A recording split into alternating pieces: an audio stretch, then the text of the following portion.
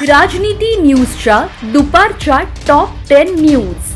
अवघ्या क्रिकेट विश्वाला ज्या स्पर्धेची उत्सुकता लागून राहिली आहे त्या इंडियन प्रीमियर लीग अर्थात IPL 2025च्या हंगामाला आज शनिवारपासून प्रारंभ होणार आहे। ईडन गार्डन स्टेडियमवर सलामीची लढत कोलकाता नाईट रायडर्स विरुद्ध रॉयल चॅलेंजर्स बंगळुरू यांच्यात होणार आहे।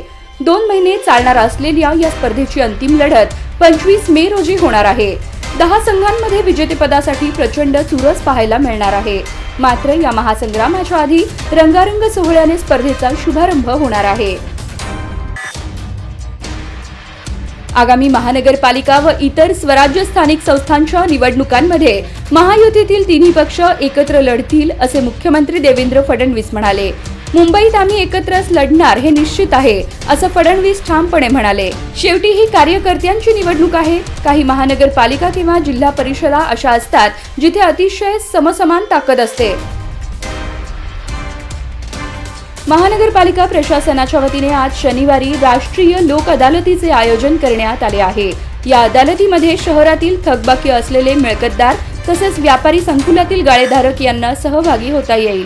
या लोक अदालतीमध्ये मिळकतदारांच्या थकबाकीतील नोटीस फी, वॉरंट फी व शास्तीची रक्कम त्यामधील 50% माफ केले जाणार आहे। 6,000ची लाच घेताना भूमी अभिलेखचा शिपाई जेरबंद।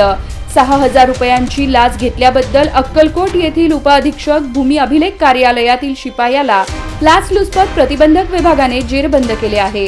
महेश भागवत घाडगे वय 32 राहणार शिवणे तालुका सांगोला असे अटक केलेल्या भूमी अभिलेखच्या शिपायाचे नाव आहे।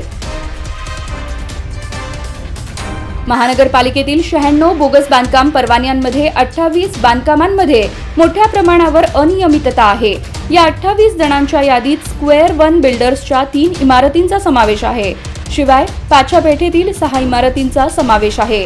गुरु नानक सिंधी सोसायटी, तेलंगी पाछापेठ यासह विविध भागातील बांधकामही पाडकामाच्या यादीत आहेत। या इमारत मालकांना सोमवारपासून नोटिसा दिल्या जातील असे आयुक्त डॉक्टर सचिन ओंबासे यांनी शुक्रवारी सांगितले। सोलापूर कृषी उत्पन्न बाजार समितीच्या प्रशासक पदावर दुसऱ्यांदा फेरनियुक्ती करून घेतलेल्या मोहन निंबाळकर यांची चक्क 24 तासातच पुन्हा उचलबांगडी झाली आहे। राष्ट्रवादीचे दक्षिण सोलापूरचे नेते डॉक्टर बसवराज बगले यांनी दाखल केलेल्या तातडीच्या याचिकेवर निकाल देऊन मुंबई उच्च न्यायालयाने निंबाळकर यांच्या नियुक्तीला स्थगिती देत त्यांना तत्काळ पदभार सोडण्याचे आदेश दिले आहेत। मुख्यमंत्र्यांच्या सूचनेप्रमाणे राज्यात सर्वत्र 100 दिवसीय कृती आराखड्याची अत्यंत प्रभावीपणे अंमलबजावणी केली जात आहे। सोलापूर जिल्ह्यात या अंतर्गत काम सुरू आहे। या कार्यक्रमातून सर्वसामान्यांचा शासकीय कार्यालयाकडे पाहण्याचा पूर्वीचा नकारात्मक दृष्टिकोन बदलून सकारात्मक दृष्टिकोन व्हावा, तसेच या कार्यक्रमांतर्गत राज्यस्तरावर सोलापूर जिल्ह्याचा प्रथम क्रमांक आला पाहिजे असे आवाहन विभागीय आयुक्त डॉक्टर चंद्रकांत पुलकुंडवार यांनी केले।